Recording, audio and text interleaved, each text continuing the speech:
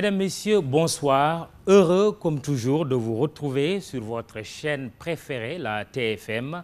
Le troisième numéro de votre émission, Les Affaires de la Cité, a le plaisir de recevoir le ministre de l'Énergie et des Mines, Aly Ngouille Ndiaye. Bonsoir, Monsieur le ministre. Bonsoir. Merci d'accepter notre invitation. Asseyez-vous. Juste le temps de suivre le portrait de notre invité. Il est signé Dieynaba Seydouba.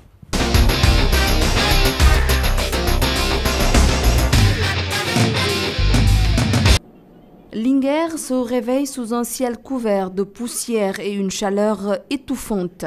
Aly Ngouille Ndiaye tient à dire bonjour à son cheptel. Le ministre de l'Énergie et des Mines aime bien communier avec ses bêtes. L'amour qu'il porte à ses bœufs, moutons, chèvres et cheval est perceptible. Aly Ngouille, un vrai homme rural. Il faut le trouver peut-être au niveau de son origine.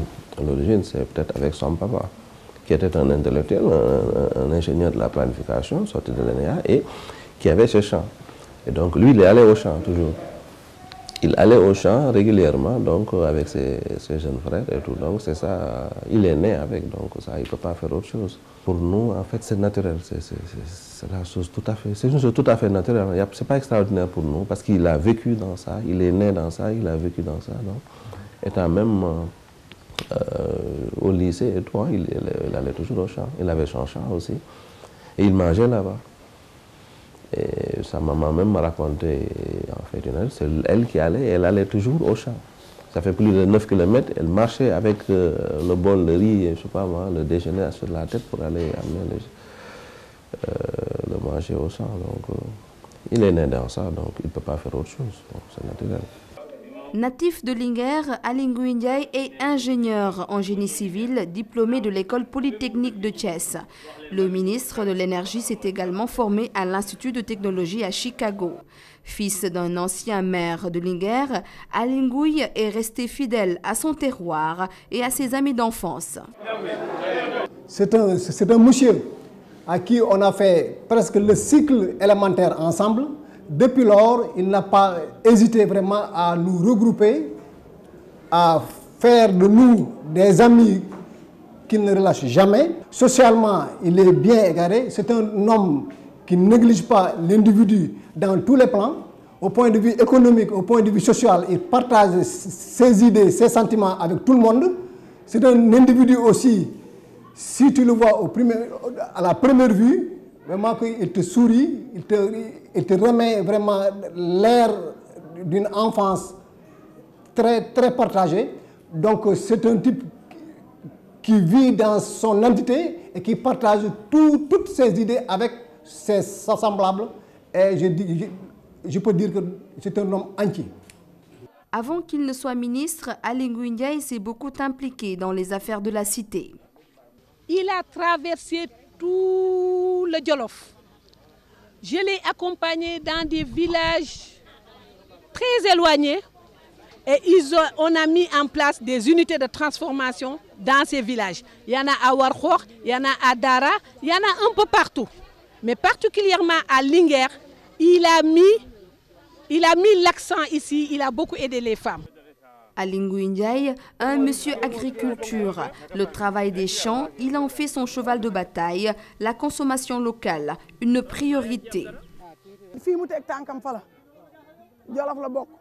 Je l'encourage dans ses entreprises. Avec tous ces champs, il a demandé à ce que l'on ne vende pas la récolte ailleurs qu'à Linguère et à des prix très bas. En plus, c'est pour notre propre consommation. La manière dont Aly Ngouille aide Linguère, c'est un exemple à suivre. Le ministre de l'Énergie change de visage selon son bon vouloir. Quelquefois, il apparaît plus âgé avec une barbe blanche et des fois, il se présente avec un look de jeune homme qui chevauche ses 20 ans. Aly Ngouille, âgé aujourd'hui de 49 ans, est très actif sur le plan social, sportif et économique dans le département de Linguère. Il est pionnier du microcrédit dans le Djolof créé en 1997, mais également le président du conseil d'administration de l'ASC Dara. Sur le plan matrimonial, Aly Ngouille Ndiaye est un lieutenant. Il a 2 épouses. Alors, Monsieur le ministre, vous êtes l'invité des affaires de la cité, ingénieur en génie civil, banquier, parce que vous avez travaillé pendant longtemps à la Banque de l'Habitat du Sénégal. Vous êtes aussi un rural, un éleveur, un agriculteur. Vous vous occupez de l'énergie et des mines. Est-ce que vous êtes dans votre élément? Ça, je laisserai les Sénégalais et peut-être le président de la République qui m'a fait, en tout cas, cet honneur de me nommer à ce poste, de l'apprécier. Je considère tout simplement que du point de vue déjà de l'engagement, de la volonté et même de la formation professionnelle que j'ai eue, c'est quelque chose que je peux faire. Oui. Et vous vous êtes retrouvé à Linguère. Est-ce que ça veut dire que malgré vos occupations au niveau gouvernemental, même s'il faut préciser que vous êtes aussi le maire de Linguère, vous restez ancré dans votre terroir? Pourquoi cela? Vous priez déjà pour que je sois peut-être maire de Linguère. Je ne suis pas le maire de Linguère. C'est vous qui le dites. Priez pour vous. Donc, je suis natif de Linguère, comme ça a été dit un peu dans le portrait. Et comme peut-être la plupart de mes compatriotes, nous sommes très attachés à notre terroir. Et c'est ce qui fait d'ailleurs que c'est à partir de Linguère que tout ce bruit autour de Aly est venu. Je suis ingénieur de formation, on l'a dit. J'ai également un MBA en finance, ça fait bientôt une vingtaine d'années. Et le hasard a fait que j'ai travaillé dans une banque. J'étais loin de penser que j'allais travailler dans une banque quand je venais de sortir. Oui. Et je comprends pourquoi vous nous demandez de prier. C'est Habib Sy qui va sourire. C'est lui, le maire de Linguère aujourd'hui. Tout à fait. Vous êtes candidat aux prochaines locales. Nous en parlerons tout à l'heure à Aly Ngouille Ndiaye. Il faut juste rappeler que le ministère de l'Énergie et des Mines est un département à deux secteurs d'activité, l'un aussi important que l'autre pour le développement économique et social du Sénégal. Deux secteurs dans lesquels l'unité de mesure se décline en milliards. On y parle en tout cas de beaucoup d'argent, qu'il s'agisse de l'énergie ou des mines. Qui dit beaucoup d'argent dit de gros intérêts, dit aussi convoitise, monsieur le ministre. Mais il ne s'agit pas que d'une histoire de gros sous qui explique naturellement la ruée vers l'or, comme l'exemple de Sabodala. Il est surtout question d'attentes non encore satisfaites si on prend l'exemple de la lancinante question de l'énergie.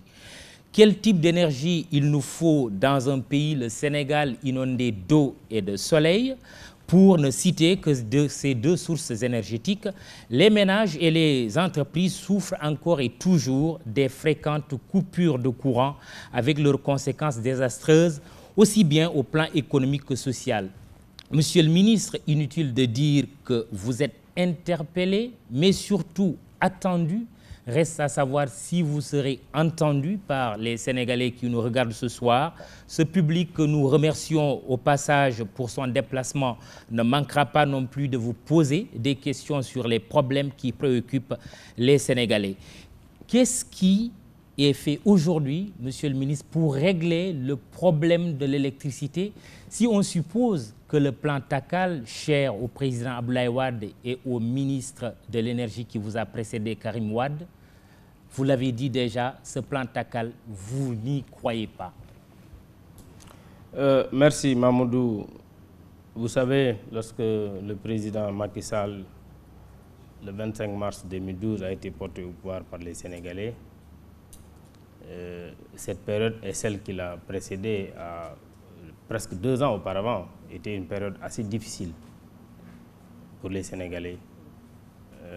On a traversé des périodes dures, beaucoup de coupures, et pour répondre en tout cas à ce problème ou solutionner ce problème, l'ancien régime avait mis en place le plan d'urgence, ce que vous avez dénommé tout à l'heure plan Takal.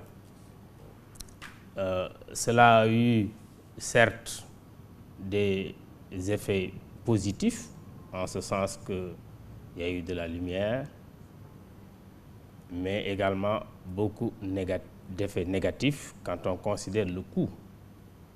Je vais juste illustrer parce que... Est-ce qu'on pourrait dire on ne change pas un cheval ou un plan qui gagne pour le plan Il ne Takal. gagne pas, c'est surtout ça. Parce que pour il gagner, a eu des effets positifs. Les effets positifs ne veut pas dire, ça dépend simplement, j'ai dit effets positifs et négatifs.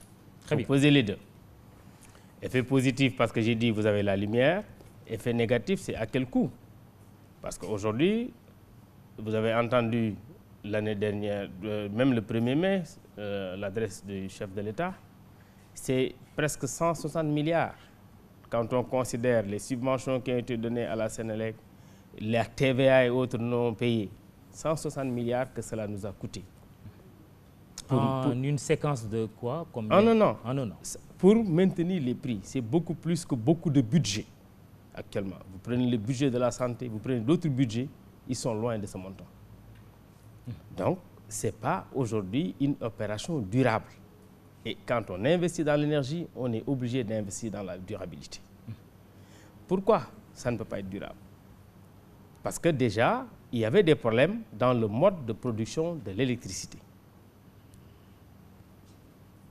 En 2012, lorsque nous venions au pouvoir, le mix énergétique était composé à plus de 36% de diesel oil.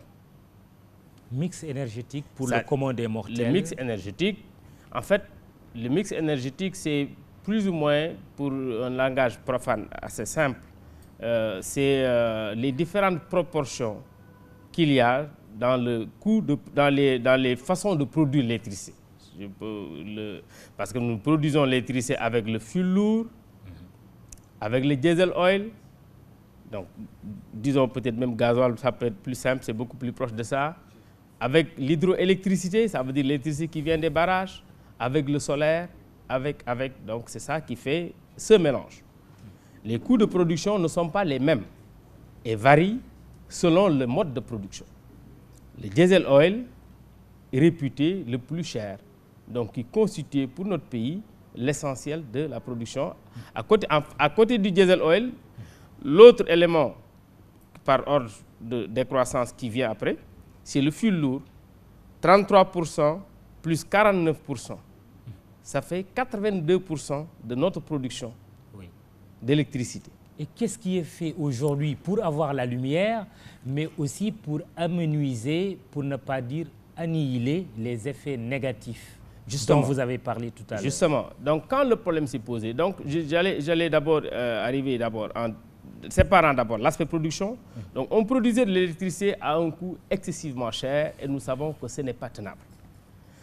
La première chose qu'il faut faire, c'est trouver le mécanisme qui permette de produire de l'électricité à un coût acceptable. Parce que si on dit que le coût n'est pas tenable, ça veut dire que si on ne fait rien, nous allons forcément augmenter les coûts, les factures d'électricité au niveau de la clientèle. Et nous savons déjà que le Sénégal fait partie actuellement des pays où on paye l'électricité le plus cher.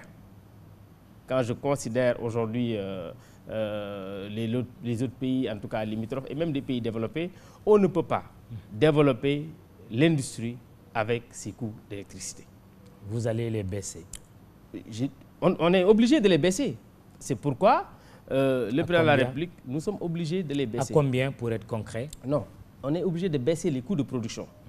Parce qu'aujourd'hui, l'année dernière, le coût de l'électricité, le coût de production était en moyenne de 180 francs, entre 170 et 190 francs le kilowattheure. Et cette électricité était vendue à 118 francs en moyenne.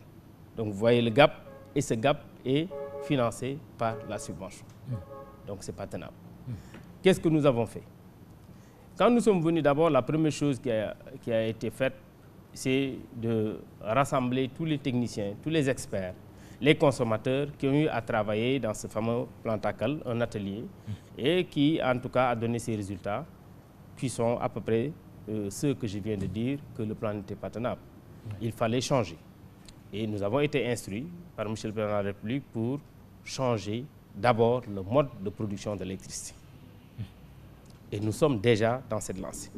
Très bien. On verra tout à l'heure dans un reportage de Fatou Kinedem que les coupures de courant persistent encore. Mais avant d'en arriver là, avec quels moyens financiers comptez-vous financer votre plan à vous et il s'appellerait comment? mais aussi avec quel chronogramme, avec quelle séquence temporelle? À l'issue donc de cet atelier, ce que nous avons fait, c'est déjà faire le diagnostic. Nous avons reçu instruction de changer le mode de production et nous nous sommes lancés dans ce travail. Nous avons engagé un expert, lui avons donné les orientations. Avec tous les services donc, du ministère, on a mis en place la lettre de politique pour le développement du secteur de l'énergie durant la période 2012-2017. Okay. Le mode de production qui va avec le plan d'action ont été également arrêtés par le gouvernement. Le gouvernement a fait l'option suivante. Un mix énergétique qui devrait inclure le charbon. On va me dire que c'était là avec effectivement le plan TACAL. Nous avons maintenu cette participation du charbon dans le mix énergétique. Mais nous y avons introduit le gaz naturel liquéfié avec une très forte proportion. Aujourd'hui, quand je prends sur une capacité de presque de 500 MW, nous avons environ 14 MW au gaz. Ce n'est pas suffisant parce que nous en produisons peu.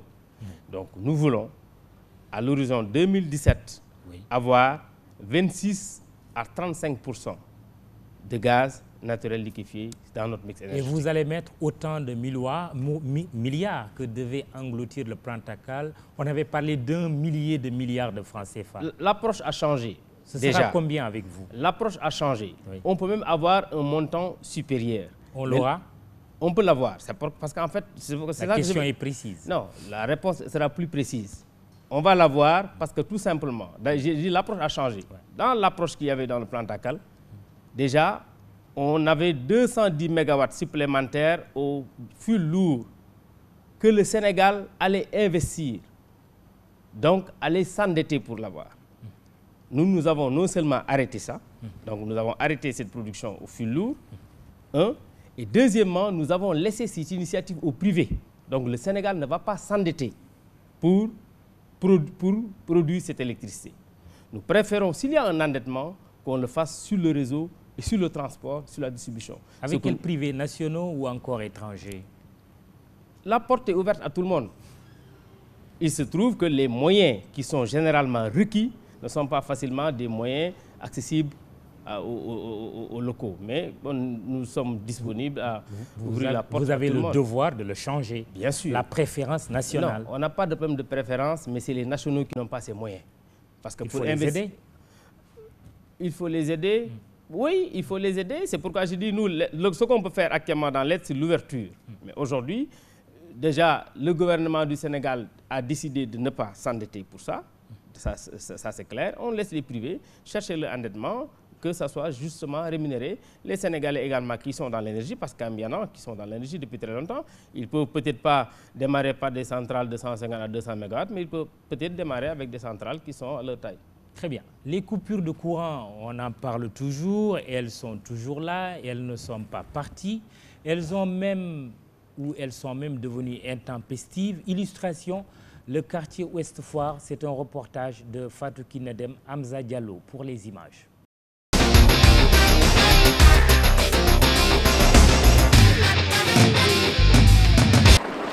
À 22h30, quartier Ouest Foire, ses habitants sont privés d'électricité depuis 16 heures. Presque chaque 5 minutes, day dem ak di ñew. Té lolu bu mélé nonu yenn temps day dem yag lool. Cette situation, un coup dur pour ces travailleurs. Sans le courant, on est obligé d'utiliser notre groupe, or que le groupe ça consomme beaucoup. Au moins ça, on ne peut pas utiliser moins de 10 litres. 15 litres au moins pour les 8 heures de temps. Si nous arrêtons une ligue, ces coupures de courant indisposent vraiment pas trop. Vous savez, on accuse beaucoup de retard par rapport à la livraison de nos produits. Ce boutiquier se soucie plutôt de la conservation de ses produits. Beaucoup de nos produits sont plus utilisables avec ces coupures intempestives, comme le lait par exemple. Ce produit doit être conservé au frais. courant bi bu doxee rek léppay dox courant rek mooy yore lépp daal. Même si les coupures d'électricité sont fustigées un peu partout, pour certains, le plus dur est déjà passé. C'est pas trop grave par rapport à ce qu'on vivait il y a 1 an et demi de cela. Donc je pense que tout sera dans l'ordre, dans peut-être de brefs délais. Aujourd'hui, une question se pose. Le régime actuel est-il capable de régler les déficits énergétiques? Le directeur de la Senelec, qui a récemment de cela, il avait dit que c'était des problèmes techniques et le matériel est sur place. Et je pense que vraiment, c'est rassurant. Les délestages n'arrangent personne, surtout quand on travaille. Délestage ou coupure d'électricité, à quand la fin? Difficile d'y répondre, mais une chose est sûre, le cycle est revenu.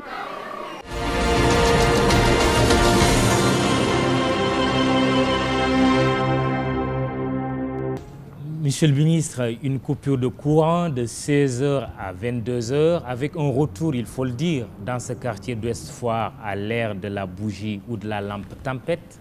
Qu'est-ce qui explique cette coupure de courant dans ce quartier? C'est très précis. Malheureusement, si j'avais l'information avant d'arriver là et le jour, je pourrais vous dire la raison. Je ne peux pas exactement dire quelle est la raison, mais je sais généralement quelles sont les raisons des coupures. Oui. Parce que chaque coupure a une explication. Elle peut d'abord être due à un problème de production. C'est généralement quand on parle de délestage. Ça veut dire qu'il n'y a pas suffisamment de production. On est obligé de délester une partie de la population pour servir une autre partie et ça fait généralement une rotation. On peut également avoir des coupures parce que des travaux sont prévus. Je suis presque sûr, ça m'étonnerait que ce soit des travaux parce que c'est 22 heures. Généralement, si c'est des coupures pour travaux, c'est le matin jusqu'à 16 heures en général. Coupure pour travaux parce que nous avons un réseau qu'il faut entretenir. Et quand il faut entretenir le réseau, quand le réseau n'est pas secouru, on est obligé de couper l'électricité. Ici, ce n'est pas des travaux. Ici, très certainement, ce n'est pas des travaux. C'est pourquoi j'ai dit d'explication au directeur général de Senelec. Non, le directeur général de Senelec, c'est pourquoi j'ai dit si j'avais cette information, avant de venir, j'aurais pu vous dire que c'est telle heure, tel jour, tel quartier, voici la raison.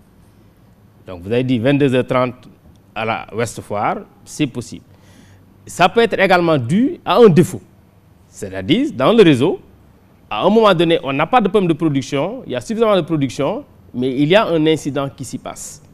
Mais on est obligé, dans ce cas de figure, d'arrêter la fourniture d'électricité dans cette partie, de rechercher le défaut, de le rechercher, donc de le localiser et de le réparer, si on peut le réparer. Ça dépend du défaut.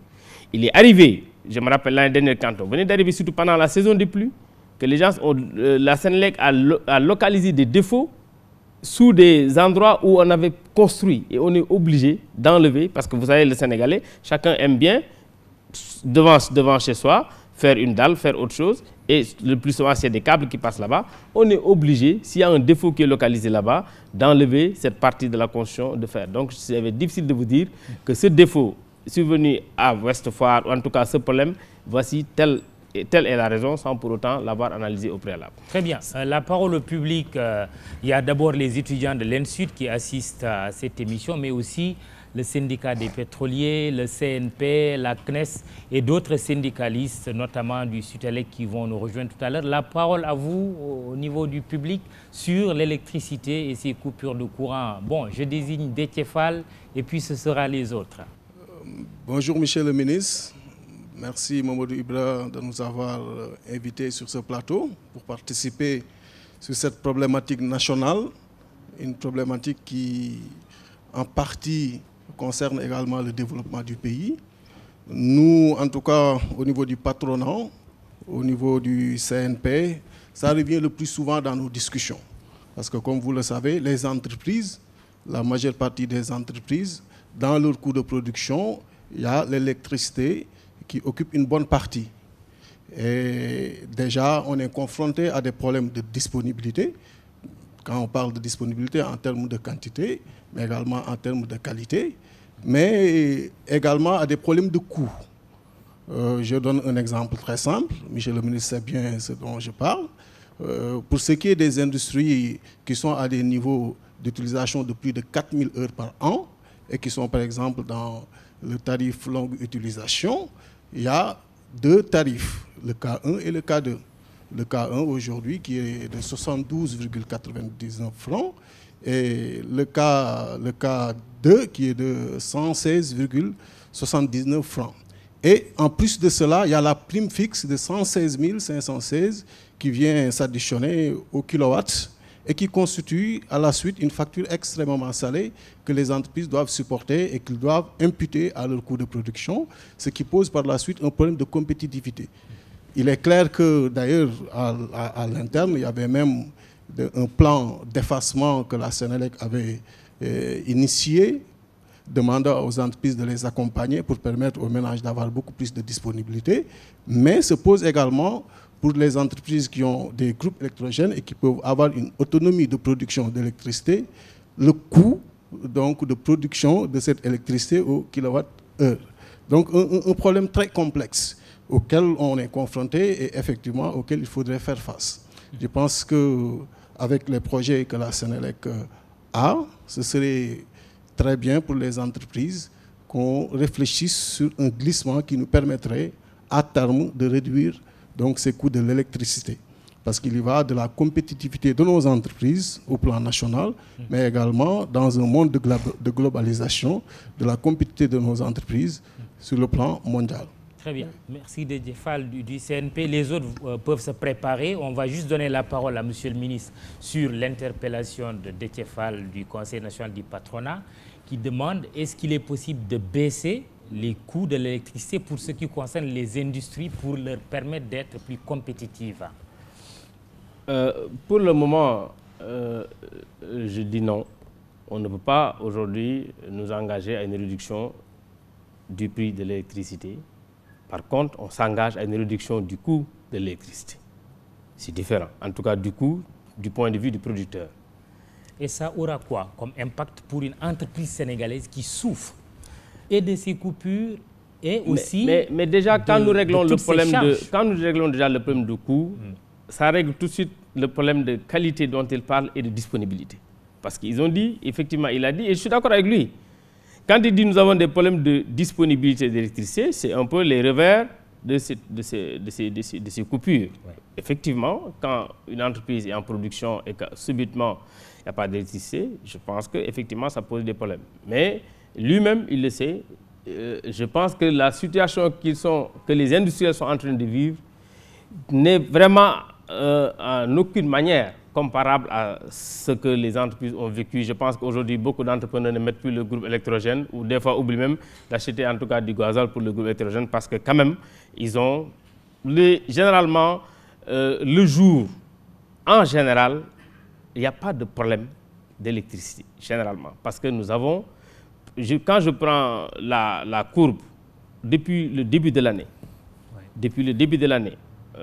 que nous avions en tout cas même disponible, que je vous ai montré tout à l'heure, entre la production et la demande, nous sommes pratiquement jour et nuit en surplus.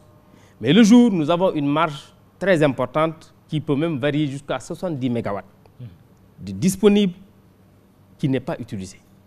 Nous avons connu quand même des problèmes au début de l'année 2013 parce que entre la période où les locations 150 MW, on devait libérer les 100 MW, en la période où on a libéré les 150 pour en reprendre 50, la procédure administrative DCMP a fait que les puissances n'étaient pas encore disponibles. Ce qui fait qu'au début de l'année, nous avons connu des difficultés. Cette dernière semaine également, nous avons des difficultés qui est due à une conjonction de, disons, de panne intervenue au niveau des producteurs privés. Panne ou en tout cas entretien. GTI, qui est une centrale qui nous donne 34 MW, était en entretien depuis un mois à peu près d'ailleurs. Ça va revenir peut-être vers la mi-juin.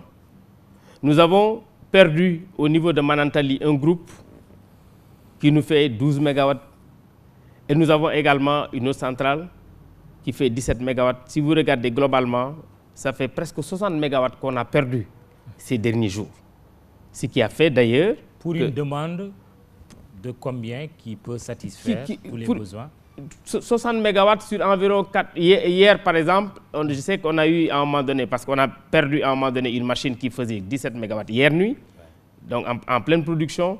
À un moment donné, on a eu un délestage qui est parti jusqu'à 30 MW hier nuit. La machine doit revenir aujourd'hui. Peut-être qu'aujourd'hui, on ne l'aura pas.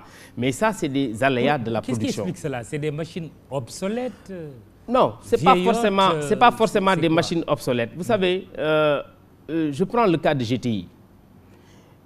Je pense que c'est un contrat aujourd'hui que même ceux qui ne connaissent pas l'électricité ont entendu parler de ça. Nous-mêmes, quand on était loin de penser qu'on allait un jour être ministre de l'énergie, on a entendu ce problème GTI. GTI est pratiquement pas utilisé. Mais le propriétaire, il a un nombre d'heures minimum qu'il doit en tout cas utiliser pour faire son diagnostic. Il a arrêté. C'est vrai que quand c'était arrêté, on n'était pas en déficit de production. Il y avait de la production. Entre-temps, nous avons une machine ou deux machines qui sont parties parce que, Manantali, vous avez dû certainement entendre avec déjà l'OMVS qui s'est tenu il y a de cela quelques jours, qu'on a un groupe de 40 MW qui est parti. Sur ce groupe de 40 MW, nous avions 12 MW, les Maliens ont 20 MW. Donc voilà à peu près les conséquences. Mais avant-hier, pendant que moi j'étais à Linguère, quand votre équipe tournait, on n'avait pas d'électricité à Linguère parce que Manantali avait un défaut. Et donc, toute la partie nord du Sénégal était privée d'électricité jusqu'à 16 h.